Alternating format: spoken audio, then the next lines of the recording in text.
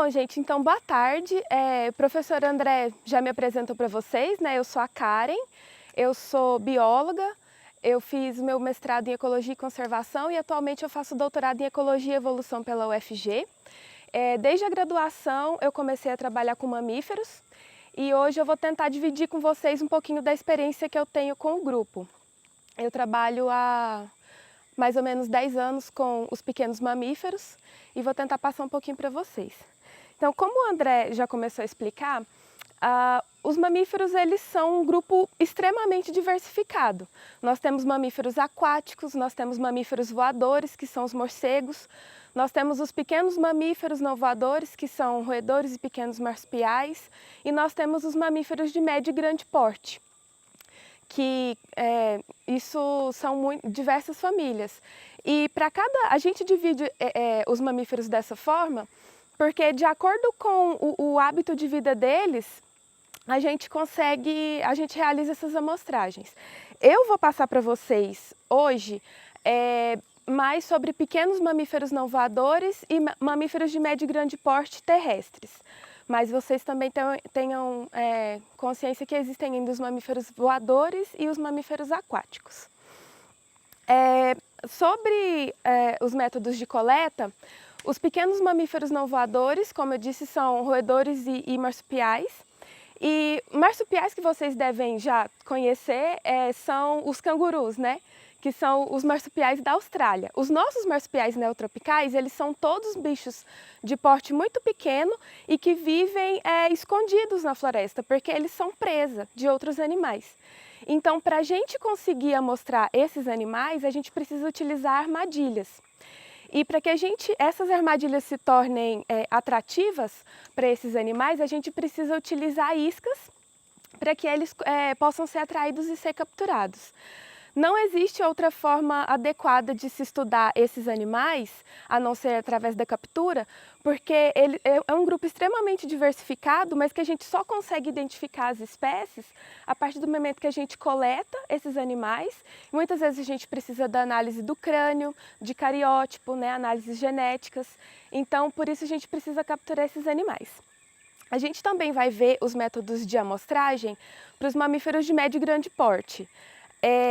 Esses animais a gente já consegue identificar sem a necessidade de captura, só com a observação, que são mamíferos de grande porte, são a anta, os veados, os macacos, esses que geralmente todo mundo conhece. E para a gente acessar a diversidade desses animais, a gente pode se utilizar de alguns métodos, como a armadilha fotográfica, que a gente também chama de câmeras trap, que a gente vai montar uma aqui hoje na Flona. E através de sensores que essas câmeras possuem, quando o animal passa na frente da câmera, ele é fotografado ou filmado. A gente também pode fazer observação de pegadas e de sinais que esses animais deixam no ambiente. E a gente também realiza transectos lineares, com o intuito de tentar visualizar esses animais no campo. A gente vai tentar fazer isso também. Geralmente, a gente precisa fazer isso em grupos pequenos, então talvez hoje a gente não consiga avistar nenhum animal porque o grupo é muito grande. Geralmente a gente anda em grupos de 2 pessoas, mas eu vou mostrar para vocês como que a gente pode conseguir isso. E enquanto a gente está realizando o transecto, a gente também pode tentar observar sons que esses animais emitem, só que para os pequenos mamíferos a gente já não consegue isso, porque eles também não têm, não faz parte da história natural deles a emissão de sons, por isso que para esse grupo a gente precisa da captura. Mas para os médios e grandes mamíferos, além da observação visual, a gente também pode tentar identificá-los através de alguns sons durante a transecção linear.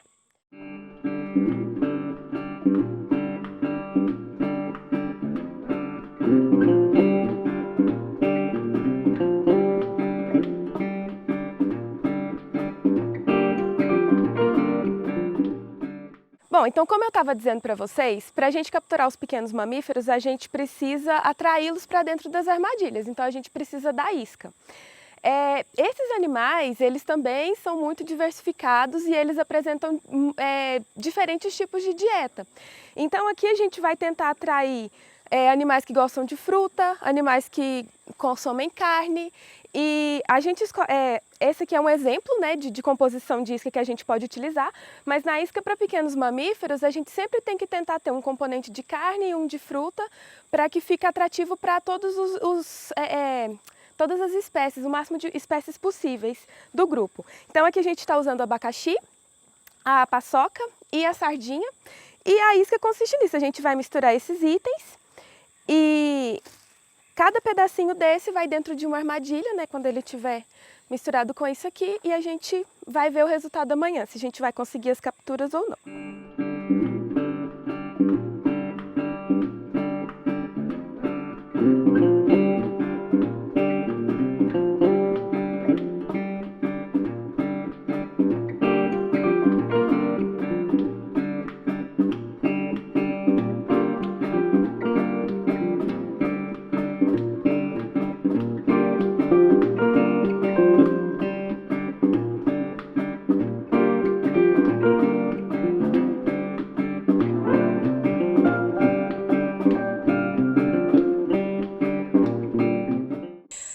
Dois dos tipos mais tradicionais de armadilhas utilizados para a captura de pequenos mamíferos não voadores são o tipo Sherman, que é esse aqui.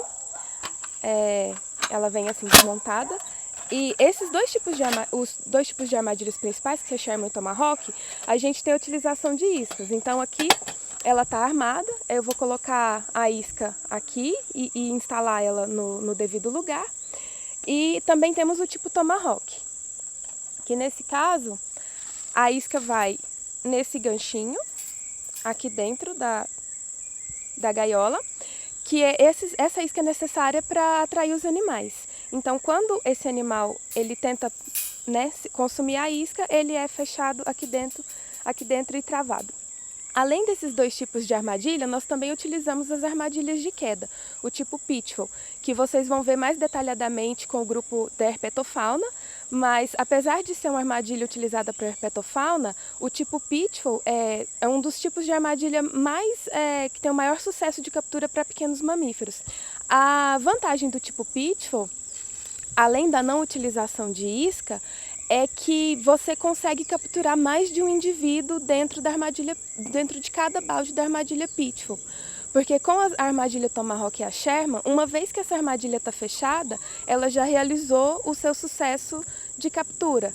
A armadilha Pitfall, o balde permanece aberto. Então, se eu já tiver um roedor capturado dentro de um balde, mas um segundo roedor também encontrar a cerca guia da armadilha e cair dentro do balde, ele vai ser capturado da mesma forma. Apesar disso, o ideal é que nós utilizemos as armadilhas em conjunto, porque pequenos mamíferos não voadores, que abrangem roedores de pequeno porte e marsupiais, todos os marsupiais neotropicais são de pequeno porte. Eles têm hábitos diversificados, então nós temos desde animais semifossoriais, terrestres, escansoriais, que são aqueles que se utilizam do solo e do subbosque da floresta, e também animais arborícolas e de dossel.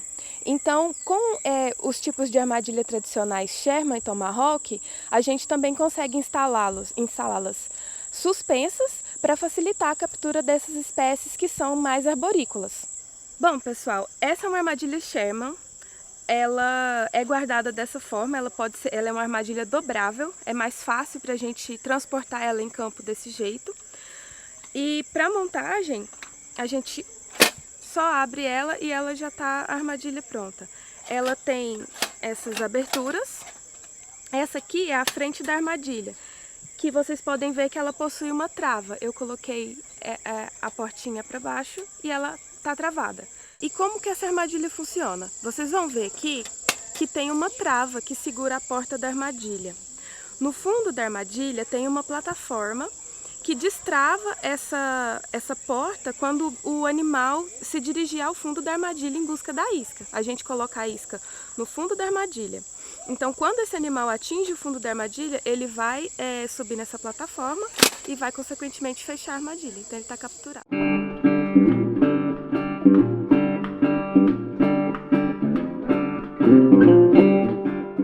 Então, aqui a gente tem a armadilha Tomahawk armada. e a gente colocou a isca composta por abacaxi, nesse caso abacaxi, paçoca de amendoim e sardinha. A gente utilizou esses itens para atrair o maior número de espécies possível da comunidade de pequenos mamíferos, mas também podem ser utilizados tipos específicos de isca, por exemplo, para animais carnívoros, utilizar apenas uma isca de carne, se o estudo for mais focado nessas espécies. No nosso caso, a gente está interessado na comunidade de pequenos mamíferos, por isso a gente está utilizando uma isca que contém todos esses itens, para atrair o maior número de espécies possível. A gente pode instalar essas armadilhas tanto no chão quanto suspensas, porque o hábito desses animais também varia. Nós temos espécies arborícolas e escassoriais e terrestres. E a armadilha funciona da seguinte forma: quando o animal tentar consumir a isca, ele vai acionar esse gancho e a porta vai descer, e com essa trava ele não vai conseguir sair mais. Então a captura foi realizada.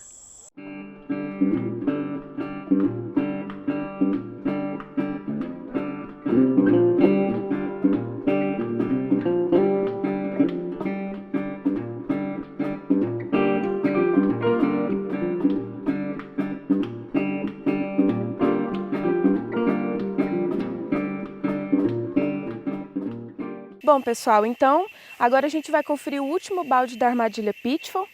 E quando a gente está conferindo a armadilha Pitfall, a gente sempre deve remexer. Às vezes pode acumular folhiço no fundo do balde, e a gente tem que sempre remexer, porque pode ter algum animal muito pequenininho que se esconde embaixo do folhiço. Nesse caso não tem, a gente já conferiu, né? E infelizmente nenhuma captura foi realizada hoje na armadilha Pitfall. Bom, pessoal, então nós acabamos de conferir as armadilhas Pitfall. É um tipo de armadilha muito importante para a captura de pequenos mamíferos. Em uma revisão recente foi demonstrado que é uma das mais eficientes para levantamentos rápidos. A gente precisa da armadilha tipo Pitfall, mas infelizmente hoje nós não conseguimos nenhuma captura de mamífero nesse tipo de armadilha. Agora nós vamos terminar de conferir as armadilhas Tomahawk e Sherman para ver se lá a gente teve algum sucesso.